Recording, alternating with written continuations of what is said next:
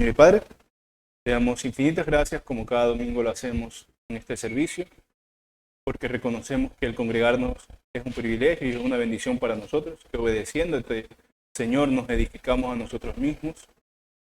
Te rogamos que mediante cada una de las actividades que hacemos aquí, en donde tratamos que todas estas tengan algún propósito edificante, como cantar con contenido, Señor, con adoración, leer tu palabra, oír tu palabra, Señor, orar y escuchar su interpretación, sean de edificación para nuestros corazones y participemos de ellas con solemnidad, Señor, con reverencia.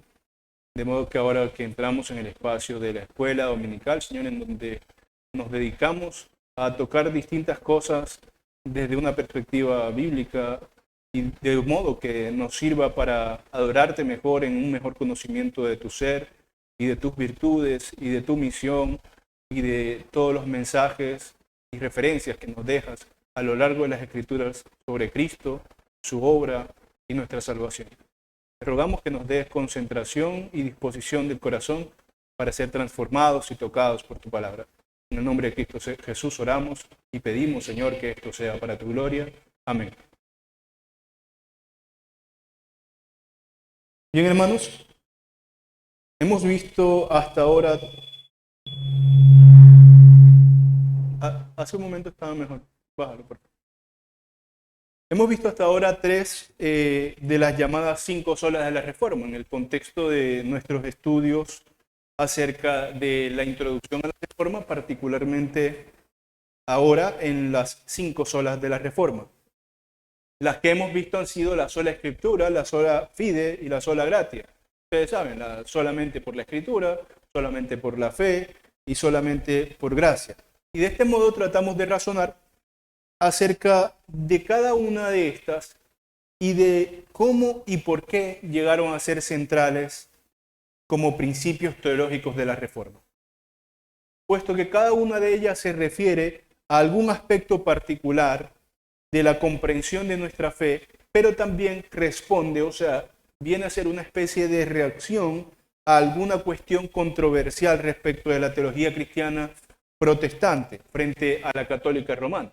Porque finalmente la reforma, o como también le podemos decir, la reforma protestante, surge como protesta a los excesos y errores de la teología católico-romana. Entonces, es natural que de ella no solamente surgiera una visión renovada y que volviera a las fuentes de las Sagradas Escrituras, sino que además surgieran elementos interpretativos que ayudaran a las futuras generaciones interesadas en una interpretación genuina de la palabra, a entender esta a través de principios que los guarden de cometer los mismos errores que se cometen desde otras perspectivas teológicas. Y los que han estado atentos a las clases podrán notar que las últimas dos clases están íntimamente relacionadas. Las últimas dos fueron la sola fide primero y luego la sola gracia. ¿Por qué? Porque si la sola fe, la sola fide, explicaba el medio por el que obtenemos el regalo de la salvación, ustedes saben que la fe es la causa instrumental de nuestra salvación. Nosotros mediante la fe accedemos a la gracia que salva. Entonces, si esta es el medio para obtener el regalo de la salvación, entonces la sola gracia es el regalo mismo, que fue lo que estudiamos la semana pasada. El regalo que se obtiene a través de la fe y la naturaleza de este regalo, es decir, que es gratuito, que es permanente, que es suficiente, que es singular, que es único, y todas las cosas sobre las que ya hablamos la semana pasada acerca de esa clase, en la clase dedicada a la sola gracia particularmente. Entonces, la relación del progreso entre ambas, entre la sola fe y la sola gracia, es una relación clara, y lo ilustraré de esta manera, también para introducir lo que estudiaremos hoy. Si nosotros nos imagináramos tres puertas que representan el contenido de cada una de estas afirmaciones que llamamos solas, y nos acercamos a estas puertas que competen a particularmente la salvación, porque estas tres solas se tratan particularmente de la salvación, veríamos que al abrir la primera puerta nos encontramos entonces con la fe. Bueno, porque la fe es aquello que me va a posibilitar acceder a la gracia de Dios en la que hay salvación. Luego la segunda puerta, al abrirla me mostraría la gracia, que es el don gratuito. Quizás redundo con esto, pero debe quedar claro. Es lo que Dios se entrega sin pedir nada. Esta gracia es por la que se nos salva. Y al abrir la tercera puerta, entenderíamos por qué esta gracia es valiosa. ¿Qué es lo que da valor al contenido de ella? ¿Qué es lo que la posibilita? ¿Qué es lo que la hace poderosa? Es decir, Cristo. Entonces, esta es la sola sobre la que reflexionaremos hoy. Solus Christus, o solamente por Cristo, solo Cristo, que es el paso consecuente en nuestro razonamiento acerca de la salvación. Y al igual que el resto de las solas, esta tampoco es una que podamos encontrar directamente dicha por los reformadores. Esto en cada clase ya se los he mencionado. No es que nosotros postulemos las 5 solas, la sola Escritura, la sola gracia, la sola fe, solo Cristo y soli Deo Gloria, porque haya de alguna forma en los reformadores algún texto en donde se mencionara, no. Bueno, como ellos hablaban latín, en algún momento seguro se encontrará por ahí sola gratia, por ejemplo, pero no lo hacían con el sentido de sistematizar algunos 5 puntos, sino que más bien estos 5 puntos surgen posteriormente en el probablemente 1900 y tanto o 1800 y tanto, como una sistematización de lo que se encuentra en la fe reformada, de lo que todos de fondo, con las diferencias que tenían, que ya los vimos en la primera clase, acerca de la historia de la reforma y de las distintas reformas que hubo, de lo que todos ellos tenían en común, de lo que estaban convencidos.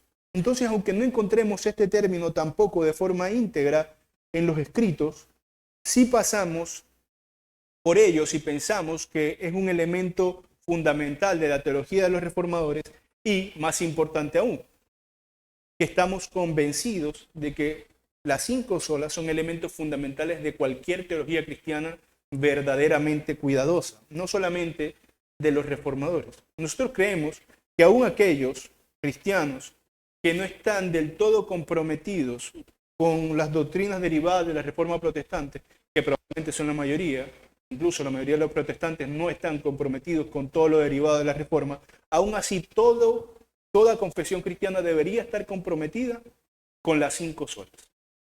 Por lo que nos informa, por lo que hemos ido viendo y lo que vamos a ver hoy.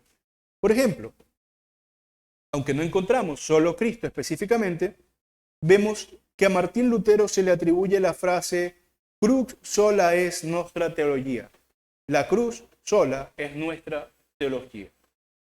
Que les debo la cita exacta, pero esto está en sus disputaciones de Heidelberg, pero no tuve acceso al documento para darles la cita exacta.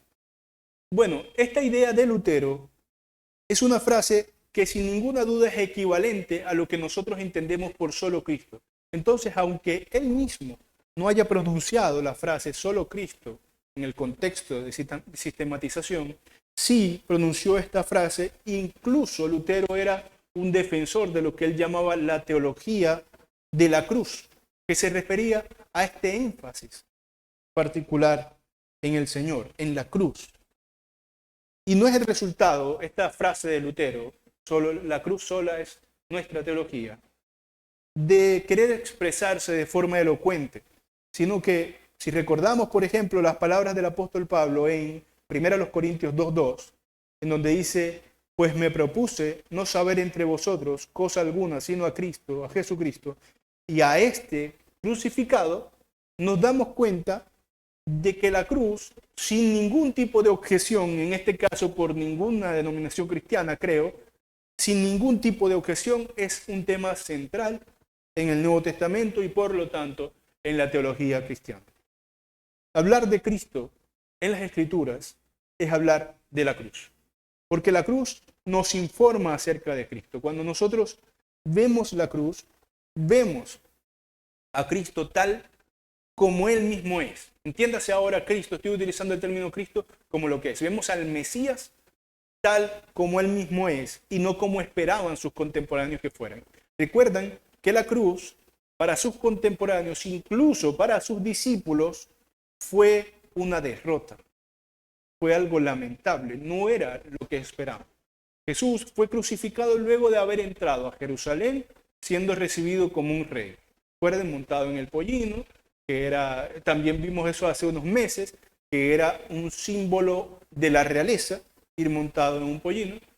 Para el romano no era comprensible, pero para el judío sí.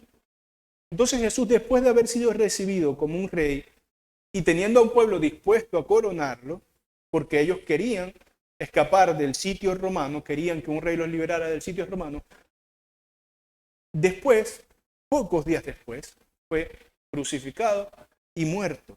Entonces, la cruz nos muestra a Cristo tal como Él quiso mostrarse.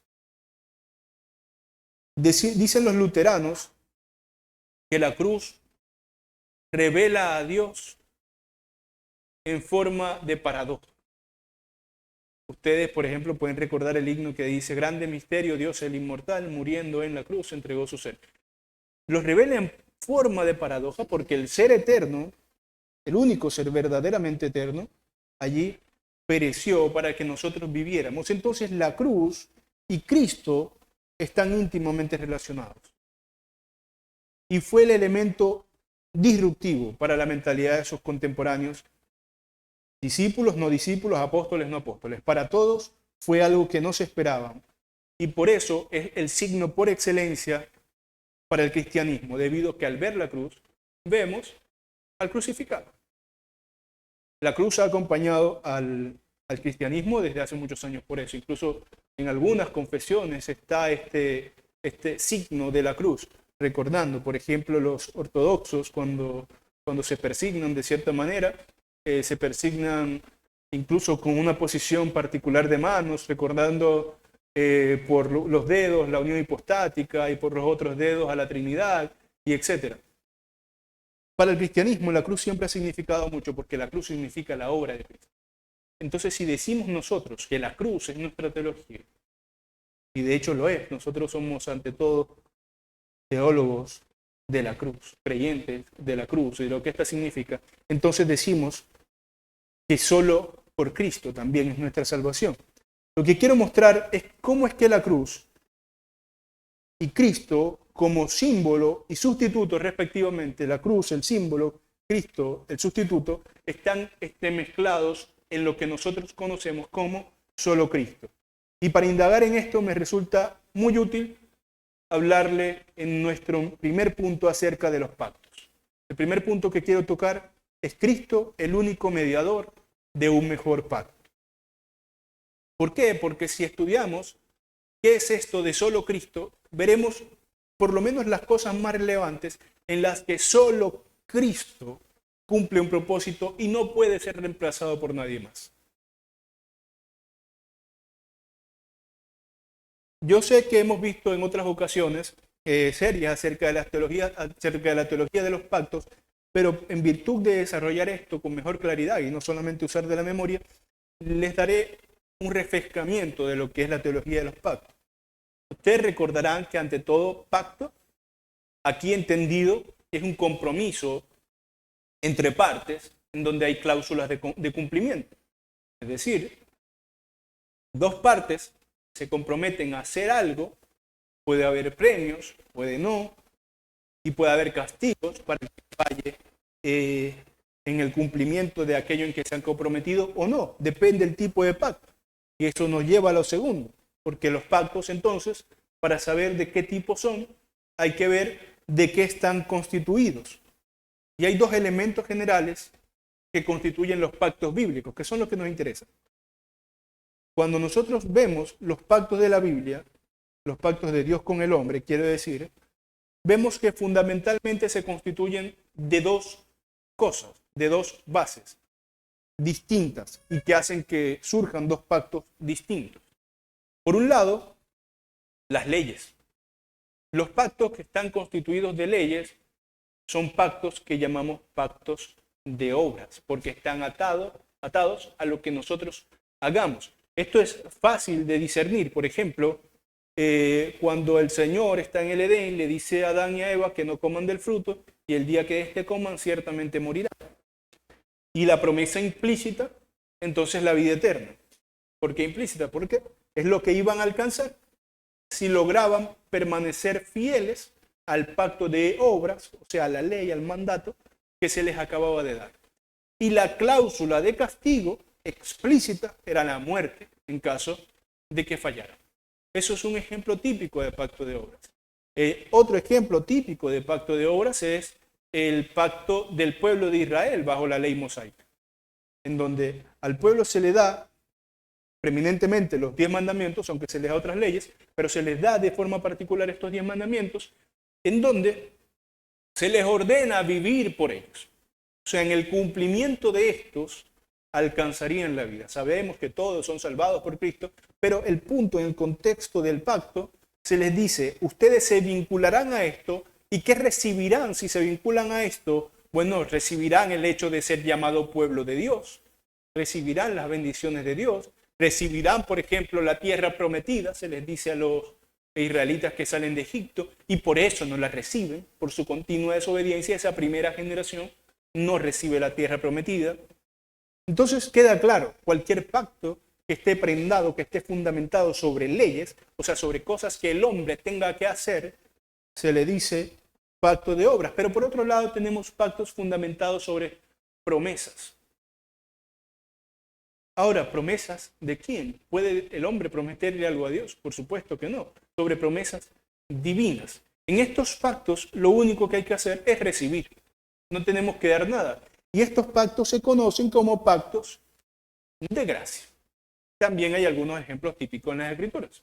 Por ejemplo, el pacto con Noé es un pacto de gracia, en donde el Señor le dice, esta es mi marca, esta es la señal, no del arco iris, y por ella tú tendrás seguro y recordarás que yo no destruiré nuevamente la tierra de la forma en que lo hice. ¿Qué tiene que hacer el hombre para recibir el beneficio de ese pacto? Nada, Dios está comprometiendo algo y está dando el beneficio del pacto directamente sin hacer nada. Entonces por eso se llama un pacto de gracia. Teniendo estos pactos de obras y pactos de gracia, para resumir, olvidemos todos estos pactos con Abraham, con Moisés, con David, los pactos que conocemos. Enfoquémonos en dos pactos particulares. El pacto de obras por excelencia y el pacto de gracia por excelencia, que llamamos también nuevo pacto.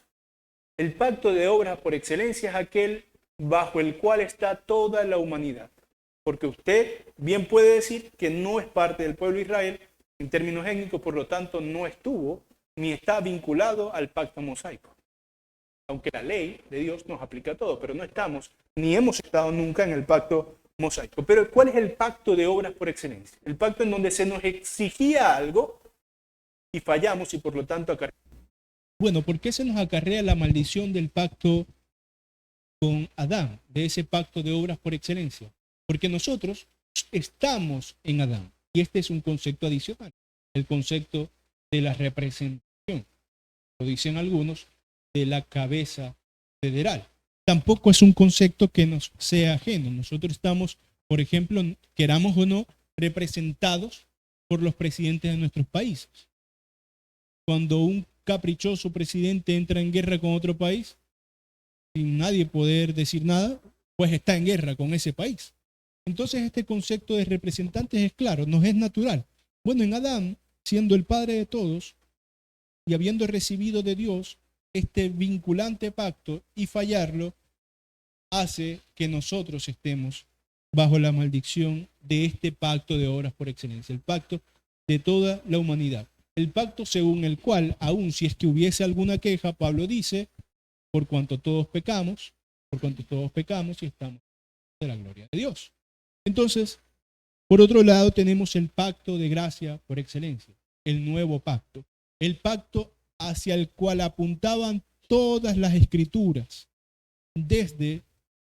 anunciándose desde Génesis 3:15, en donde se promete que la simiente de la mujer aplastaría la cabeza de la serpiente, destruiría la muerte destruiría al acusador. Y junto al pacto de redención tenemos aquel que posibilita, al pacto de gracia tenemos al pacto de redención que lo posibilita. Quiero leer para ustedes Hebreos 8, del 4 al 7 y 13, en donde dice lo siguiente. Así que si estuviese sobre la tierra, hablando de Jesús, que dice que es del sacerdocio del orden de Melquisedec, si estuviese sobre la tierra, ni siquiera sería sacerdote, Melquisedec, habiendo aún sacerdotes que presentan las ofrendas según la ley, los cuales sirven a lo que es figura y sombra de las cosas celestiales, como se le advirtió a Moisés cuando iba a erigir el tabernáculo, diciéndole, mira, haz todas las cosas conforme al modelo que se te ha mostrado en el monte. Pero ahora tanto mejor misterio es el suyo, el de Cristo, ministerio, cuanto es mediador de un mejor pacto, establecido sobre mejores promesas. Porque si aquel primero hubiera sido sin defecto, ciertamente no se hubiera procurado lugar para el segundo. Ahí cita Jeremías 31, en donde se dice que se establecería un nuevo pacto, y luego en el 13 dice, al decir nuevo pacto, ha dejado, y esto es central en la idea, ha dejado por viejo al primero, y lo que se da por viejo y se envejece está próximo a desaparecer. Entonces, este es el pacto de gracia. Lo que Cristo nos entrega, y que tiene como las marcas, como las señas de que pertenecemos a este pacto, ya lo sabemos, el bautismo y el rito continuo es la Eucaristía, la cena del Señor. Nosotros nos sabemos pertenecientes a este pacto mediante estos dos ritos externos. Pero este pacto, este nuevo pacto, este pacto de gracia, en donde al igual en que Noé no se le pedía nada para cumplírsele la promesa de no destruir la tierra, a nosotros tampoco se nos pide nada para cumplírsenos la promesa de tener vida. Sin embargo, ¿quién sostiene el pacto? Porque el pacto de gracia nos da la salvación, pero para que nos dé la salvación, y ya decíamos en la escuela acerca de la sola gracia, es necesario que sea satisfecha la justicia de Dios. No se puede pasar por alto esta justicia. Debió haber hecho Jesús algún tipo de limpieza, algún tipo de pago, algún tipo de pacto en el que se le entregara a él el beneficio de darnos a nosotros la salvación, y eso es lo que nosotros llamamos pacto de redención. Aunque no lo leeré, ustedes recuerdan que en Filipenses 2 se dice que el Señor, de Cristo, se despojó de su grandeza, de los beneficios de su naturaleza divina, no despojándose de su divinidad, sino deponiendo momentáneamente el provecho de su poder, haciéndose hombre, humillándose. Y dice Pablo en Filipenses que mientras se hizo hombre y se humilló, se hizo obediente. Que se obedece las órdenes, los mandatos. Entiéndanme a dónde voy. En el contexto en que estamos hablando, se obedecen los compromisos. Él se hizo obediente hasta la muerte y muerte de cruz, dice Pablo. ¿Cuál fue este compromiso? Y esto es lo que llamamos pacto de redención.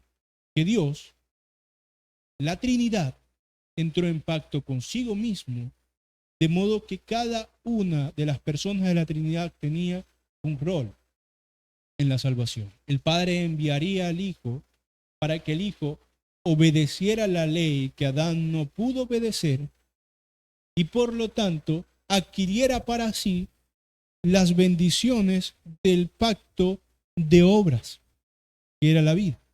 Y sabemos que además lo sazona con el nuevo pacto, que es superior a cualquier otro pacto. Pero primero adquirió para sí las bendiciones del pacto que sí cumplió él. Y luego de adquirir para sí las bendiciones de ese pacto, de todas formas tenía que saldarse la deuda. del pacto que fue quebrantado. Entonces, obedeciendo, adquirió las bendiciones y muriendo en la cruz, saldó la deuda del pacto que había sido quebrantado. Y así cumplió su compromiso con el Padre. Recuerden que el Padre lo envió. Y para lo que el Padre lo envió, Él vino, dice Jesús en muchas ocasiones. Él vino con una misión que a nosotros se nos aparece en el transcurso de los relatos como secreta, pero poco a poco se va revelando. ¿Y por qué vino a hacer esto? Porque esto es un compromiso. Y recuerden el punto que estamos tratando. Cristo es el único mediador de un mejor pacto. Porque este es un compromiso que solo Cristo podía hacer. Nadie más podía hacer. No se nos dispensa a nosotros los beneficios de este nuevo pacto de ninguna otra manera si no es por Cristo. Vemos en Mateo 20, del 21 al 23, lo siguiente. Él le dijo, ¿qué quieres? Ella le dijo que en tu reino se sienten estos dos hijos míos, el uno a tu derecha y el otro a tu izquierda. Cuando Juan y Jacobo habían pedido esto y su madre se lo pidió a Jesús. Dice el 22, entonces Jesús respondiendo dijo, no sabéis lo que pedís. Y les pregunta, ¿podéis beber del vaso que yo he de beber y ser bautizados con el bautismo con el que yo soy bautizado? Y ellos le dijeron, ignorantemente, porque no sabían a lo que se refería, podemos. Y él les dijo, porque el Señor sabía que estos hombres sufrirían por él,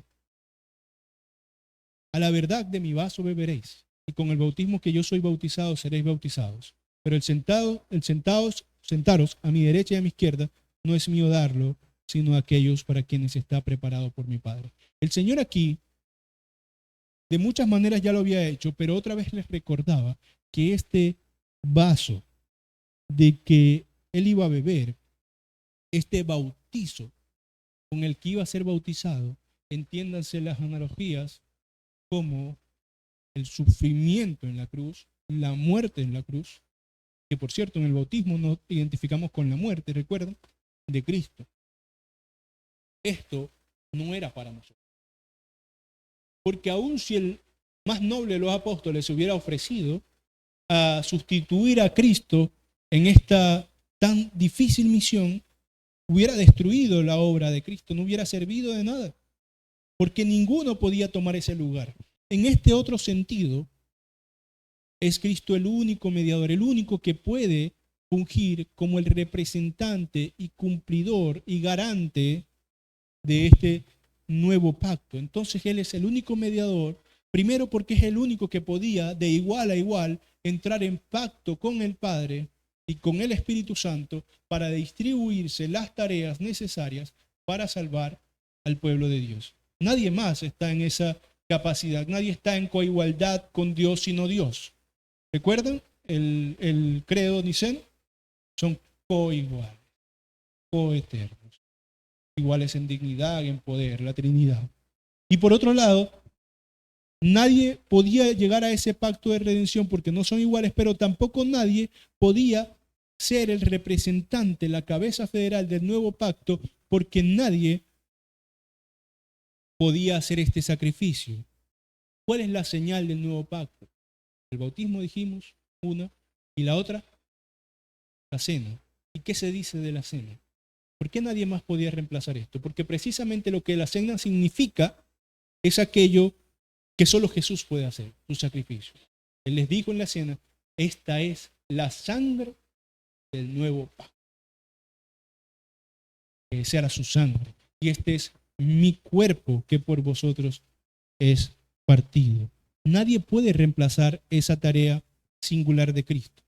Entonces, es solamente en Cristo, en este sentido primordial, de que solo en Él hay salvación, porque nos representa. Él es la cabeza federal de este nuevo pacto, mejor que el pacto anterior.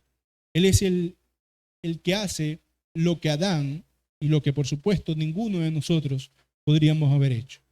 Romanos 5, 18 al 21 dice así. Así como por la transgresión de uno vino la condenación a todos los hombres, de la misma manera por la justicia de uno vino a todos los hombres la justificación de vida. Porque así como por la desobediencia de un hombre los muchos fueron constituidos pecadores, así también por la obediencia de uno los muchos serán constituidos justos.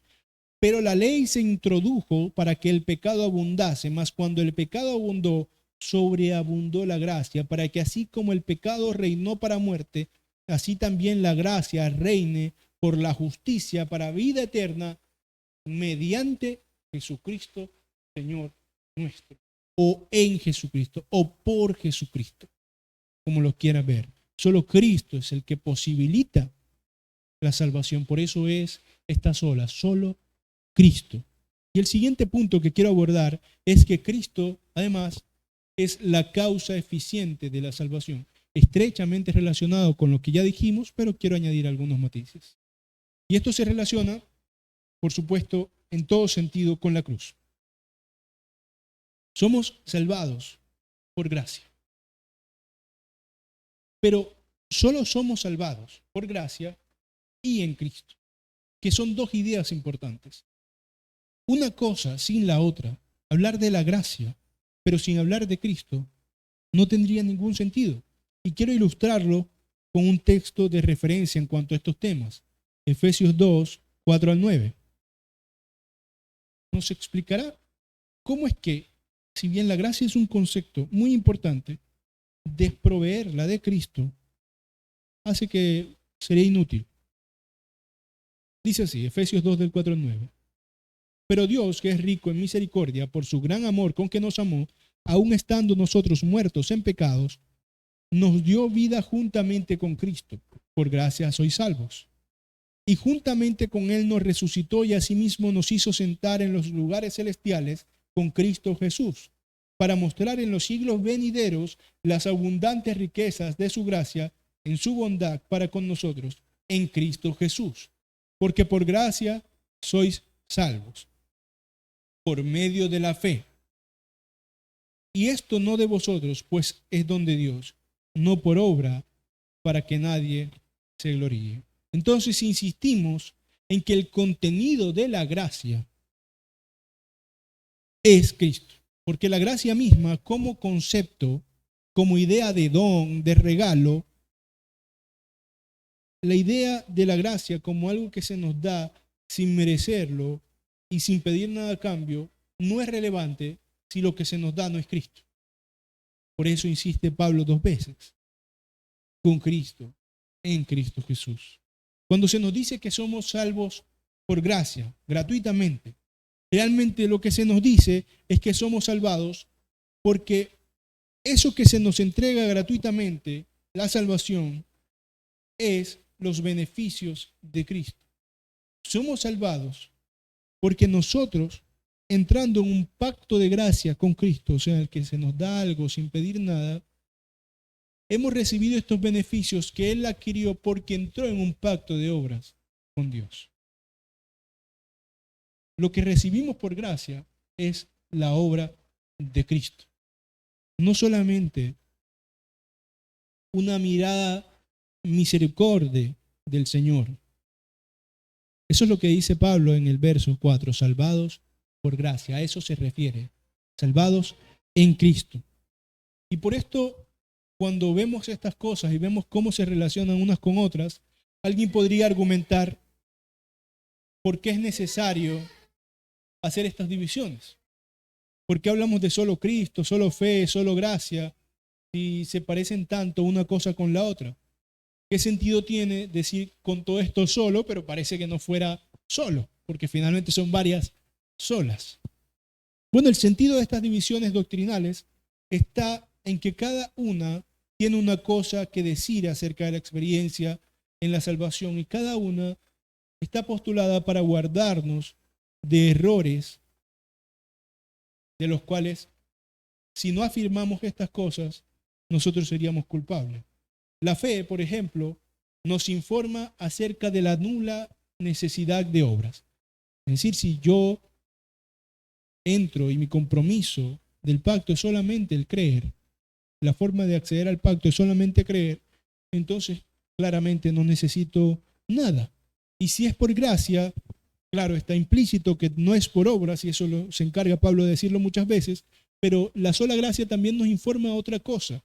Nos informa que no necesitamos obras. Pero más importante, nos informa que no tenemos la capacidad de entregar obras que garanticen, que ganen esa salvación. Es decir, no solo no se nos piden obras, y por eso es gracia, sino que si se nos pidieran obras, no tendríamos la capacidad de ser salvados. Eso es lo que nos informa, de eso nos guarda.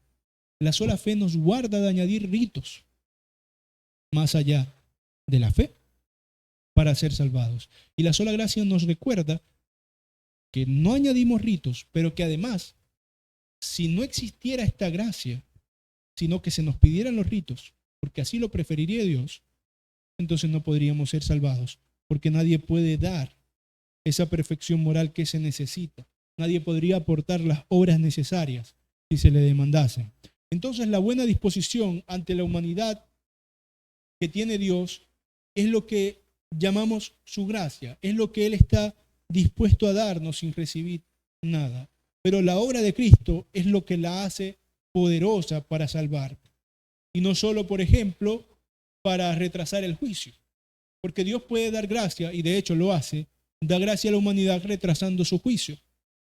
Da gracia a la humanidad cada día que pasa sin venir. Cada día que pasa sin venir es un día más en el que el malvado, el impío, se libra de la condenación inminente.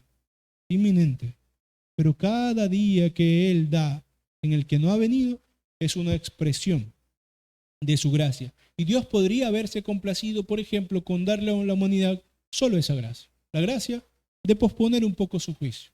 La gracia de darle una vida longeva. Luego de tenerla, juzgar a todos y por lo tanto condenar a todos. Pero Dios no solamente dio esa gracia, sino que nos dio la gracia de Cristo. Es decir, una gracia que solo Cristo da. No hay pastor, predicador, sacerdote que dispense esa gracia. Nadie la puede entregar, sino solo Cristo. Y esta disposición de Cristo de sacrificarse, que observamos al mencionar el asunto de los pactos, que observamos al mencionar Filipenses 2, es lo que hace eficiente la salvación. Entonces Él es la causa eficiente, lo que la pone a rodar, lo que le da sentido, lo que le da el poder. Y en ese sentido, solo Cristo también. No hay nadie más en el que pudiéramos pensar que podría reemplazar este rol de Cristo en la gracia y consecuentemente en la salvación. Y como último punto que quiero tocar es que Cristo es suficiente y exclusivo. Y a menudo los que socavan la sola gracia y la sola fide suelen venir juntos. También socavan la idea de que la salvación es solo por Cristo. Y en este sentido de exclusividad y de suficiencia, entonces, cuando ellos socavan estas ideas de sola fe y de sola gracia, y terminan socavando el solo Cristo, aunque digan que no, lo hacen revestidos de santidad, de buenas intenciones. Por ejemplo, el catolicismo romano durante mucho tiempo ha pensado que la iglesia romana es la que imparte la gracia de Dios a través de los sacramentos. Y de este modo aumentan la justificación de las personas. Esto es lo que ellos creen. De hecho, la Iglesia Católica tiene la frase extra ecclesia nulla salutis. Fuera de la iglesia no hay salvación. Una frase que, dicha en su contexto original por Juan Damasceno, no recuerdo quién la dijo, uno de los padres de la iglesia, lo que implicaba era que todo aquel que es salvo es parte de la iglesia. No hay salvación fuera de Cristo. Y en Cristo estamos en la iglesia. Por lo tanto, fuera de la iglesia no hay salvación. Pero la degeneración del catolicismo romano entiende esto y ha entendido esto por mucho tiempo. Y aunque hay opiniones divididas, muchos lo entienden como que fuera de la comunión católico-romana no hay salvación porque se han arrogado capacidades que el Señor no les dio. Creen que son los dispensadores de la gracia. a través de los sacramentos.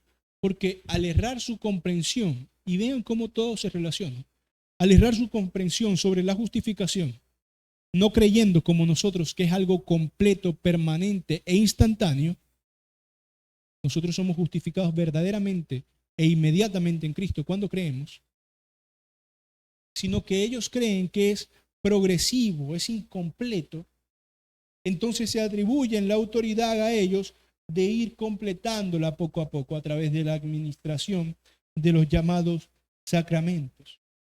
Bueno, si usted ha pecado mucho y baja su estatus de justificación, va y se confiesa, por ejemplo, y recibe la gracia por parte del padre, del sacerdote o de cualquiera que lo confiese.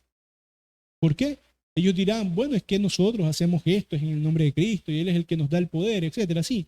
Pero se ponen a ellos, primero como mediadores, usurpando el lugar de Cristo. Y segundo, hacen insuficiente la obra de Cristo al pensar que necesita de ser repuesta, cuidada, como si no hubiera sido completa y permanente al momento de aplicárseles a nosotros por el Espíritu Santo al creer en Él. Se hacen colaboradores de Dios en algo en lo que Él no les ha pedido colaboración, porque no necesita colaboración y hacen insuficiente el sacrificio. Claro que adornan su lenguaje, pero abominan la obra de Cristo.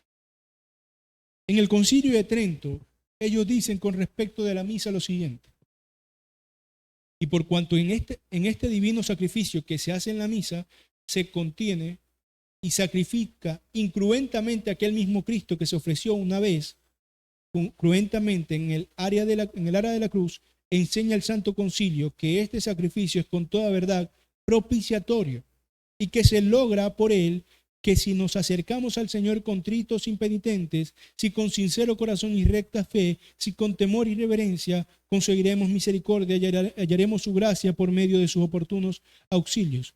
En efecto, aplacado el Señor con esta oblación y concediendo la gracia y don de la penitencia, perdona los delitos y pecados por grandes que sean, porque la hostia es uno mismo el que ahora ofrece por el ministerio de los sacerdotes, que el que entonces se ofreció a sí mismo en la cruz, con solo la diferencia del modo de ofrecerse. Los frutos, por cierto, de aquella oblación cruenta, la cruz, se logran abundantísimamente por esta incruenta. Tan lejos está que ésta derogue de modo alguno aquella. Ya los traduzco. Básicamente ellos están diciendo que en la cruz, o sea, esta ofrenda cruenta, obviamente fue cruenta, fue cruel, fue gráfica, fue dolorosa. En la cruz se hizo esa magnífica y especial propiciación y expiación de los pecados. Allí fue cruenta. Pero cada vez que ellos en la misa ofrecen la Eucaristía, dicen ellos, el cuerpo y la sangre del Señor bajo las especies de pan y vino, entonces están ofreciendo verdaderamente, no están recordando, como dijo Jesús, sino que están ofreciendo verdaderamente otro sacrificio. Claro, incruento. Pero claro, no hay ningún muerto. Pero es como si repitieran aquel único sacrificio y por ese poder, entonces ellos propician a Dios. Ellos apaciguan la ira de Dios. Pero me pregunto yo, hermanos, ¿qué ira de Dios hay que apaciguar para el cristiano? Si nosotros tenemos libre acceso al trono de la gracia. La ira de Dios no necesita apaciguarse cada domingo o cada encuentro o cada cena, porque ya ha sido apaciguado para el creyente en Cristo. Entonces ellos, llenos de este lenguaje aparentemente santo, adornan la idea de que ofrecen continuos sacrificios con la palabra incruento. Sí, son sacrificios, pero realmente nadie muere. Ellos han tomado para sí la dispensación de la gracia, que solo es de Cristo. Han hecho insuficiente la obra de Cristo pensando que ya sea de forma parcial o completa, tienen que repetirla. Dice Hebreos 7, del 26 al 27, porque tal sumo sacerdote nos convenía, santo, inocente, sin mancha, apartado de los pecadores y hecho más sublime que los cielos, que no tiene necesidad cada día como aquellos sumos sacerdotes de ofrecer primero sacrificios por sus propios pecados y luego por los del pueblo, porque esto lo hizo una vez para siempre, ofreciéndose a sí mismo. Porque la ley constituye sumos sacerdotes a débiles hombres, pero la palabra del juramento posterior a la ley, al Hijo, hecho perfecto para siempre. El sacrificio de Cristo es dado una vez para siempre, porque lo sacrificado era perfecto. Lo sacrificado era suficiente. Lo sacrificado satisfizo aquello por lo que se sacrificaba. ¿Por qué se sacrificaba? Por la propiciación de la ira de Dios y la expiación de nuestros pecados. Eso fue satisfecho en ese único sacrificio y no tiene que repetirse. Pero también estos hombres socavan la exclusividad de Cristo al atribuir la salvación a su iglesia particular y no tan solo a la fe en el Señor. No, por supuesto, porque congregarse deba ser algo que descuidemos. Congregarse es un deber moral para el cristiano, sino porque reducen el poder vivificante de la gracia que aplica la obra de Cristo por el Espíritu Santo a sus actuaciones y caprichos humanos. Fíjense qué impactante es esto. Yo hace poco conversaba con unos hermanos acá en la iglesia y les decía que yo tenía la idea de que los sacerdotes romanos mojaban el pan y lo entregaban. Y así daban el vino, no daban la copa como nosotros, sino lo mojaban. Y me corrigieron diciendo que no. Y yo estuve curioso e investigué y vi en Trento, por cierto, una doctrina que ellos conocen como la de la concomitancia. Ellos dicen que si uno participa de uno de los elementos es como si participaran de todos. O sea, ellos han sido tan voraces, tan malvados con el pueblo, que le han robado incluso a aquellos que ellos mismos están convencidos de que les imparte gracia, quitándoles el vino. Ellos no dan el vino a sus feligreses. Su excusa de que si es uno, entonces comen todo el cuerpo. Pero no, el Señor ha dicho que bebamos su sangre y comamos su cuerpo. Y aún así, ellos han adquirido para sí el poder de dispensar la gracia, de modo tal que aún los medios de gracia los modifican, los alteran, los abusan a su conveniencia.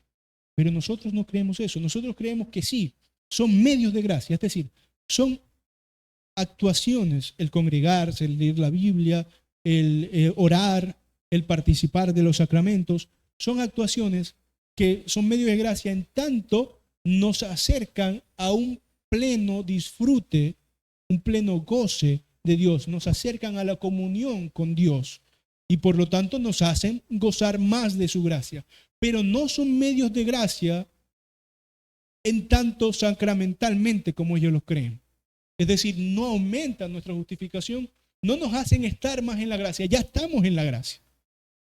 Nos hace estar en mayor comunión, que es otra cosa, que es el disfrute experiencial que tenemos acerca de la gracia. La idea de su suficiencia, entonces, es clara en la referencia del sacrificio.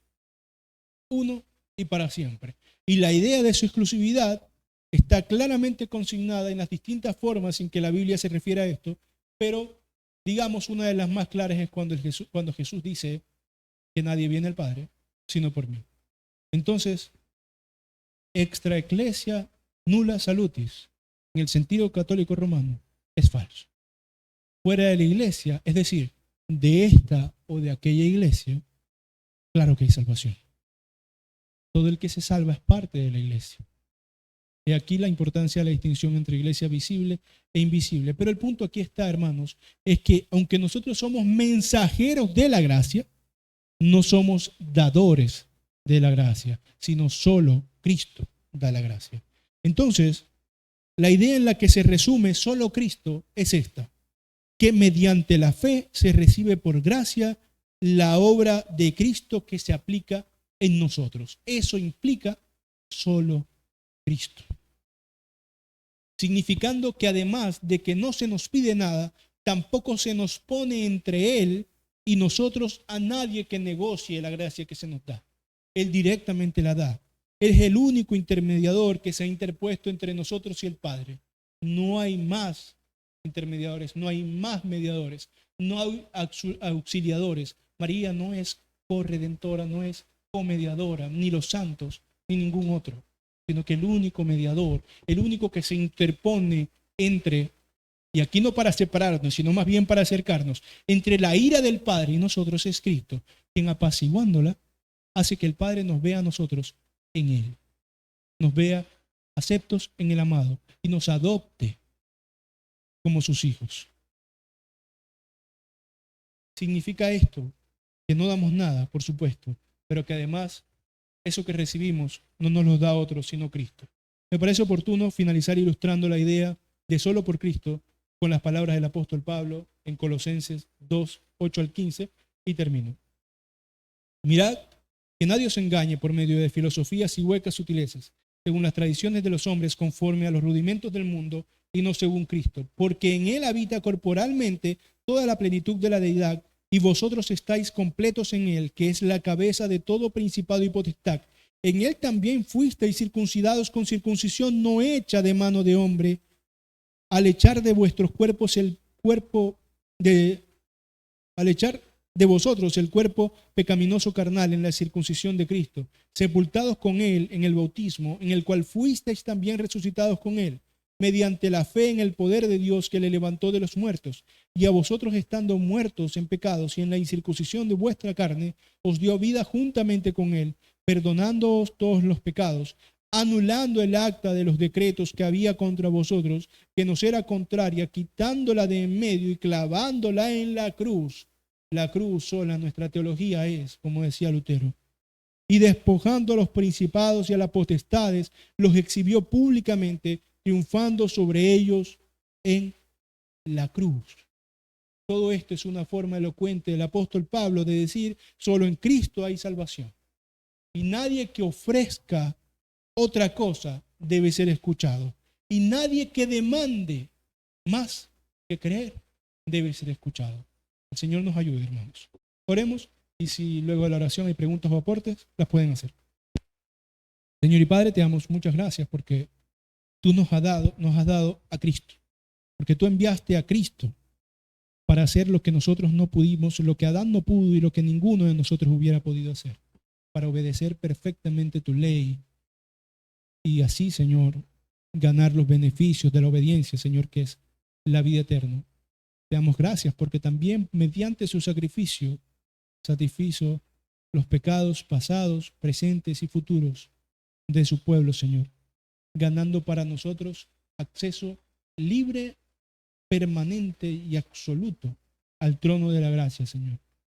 Gracias porque mediante estas simples frases, hoy solo Cristo, entendemos cómo es que la gracia nos salva, cómo es que tu obra es poderosa para la salvación de los hombres, aún de los hombres más pecadores que podamos imaginar, Señor.